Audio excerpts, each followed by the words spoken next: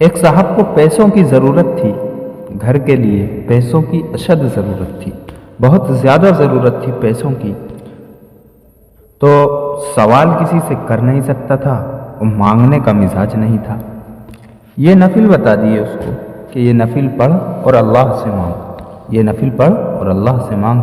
پڑھتا رہا، روتا رہا، 2 رکعت نماز نفل، اس کے بعد 3 مرتبہ سورہ یاسین پڑھ کر گڑ گڑا کر اللہ کے سامنے روتا رہا اور اللہ سے مانگتا رہا، پڑھتا رہا اور مانگتا رہا۔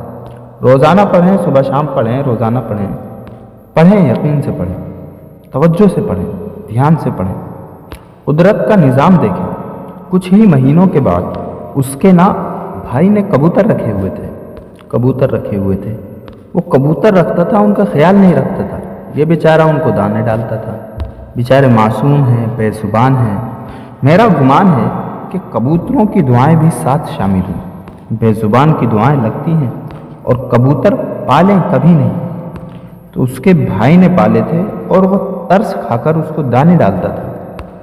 تو کبوتر کا شور سنا اس نے، جب کبوتروں کا شور سنا تو اس کا جو ہے چبوترا بہت اوپر بنا ہوا تھا، اس کا دربہ جالیوں والا، وہاں بلی کا جانا گمان نہیں تھا۔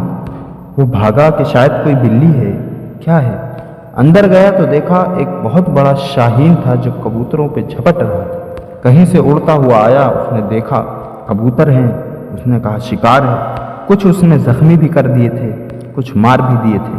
اس نے کیا کیا، وہ دروازہ تو کھلا ہوا ہوتا تھا، کبوتر تو اڑتے تھے، پھر آ کے بیٹھ جاتے تھے، بلی وہاں جانے کا گمان ہی نہیں تھا۔ اس نے وہ بند کر دیا، بند کر کے کہنے لگا اسے نکالوں کیسے۔ ایک دوست تھا، اس کو بلا کے لایا، وہ شکاری تھا۔ اس نے دیکھا، اس نے کہا او یہ تو لاکھوں روپے کی چیز ہے، کہاں سے آئی؟ کہنے لگا ایسے ہی آ گئی۔ کہا تیری تو قسمت بن گئی۔ اب اس پہ کسی طرح کپڑا ڈالا، کپڑا ڈال کے، چادر ڈال کے اس کو بے بس کیا اور بڑا سا پنجرا بنوایا اور پھر اس کو اس پنجرے میں منتقل کیا اور پھر اس کے گاہک تلاش کیے۔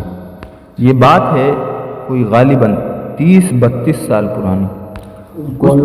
اس دور میں وہ 7 لاکھ کا بکا تھا، 7 لاکھ کا بکا تھا، 7 لاکھ کا، اور اس کو ضرورت تھی 1.5 لاکھ کی۔ نفل حاجت کے اور سورۃ یاسین پڑھتا رہا یقین کے ساتھ، توجہ کے ساتھ، دھیان کے ساتھ، اور اس کا کام بن گیا۔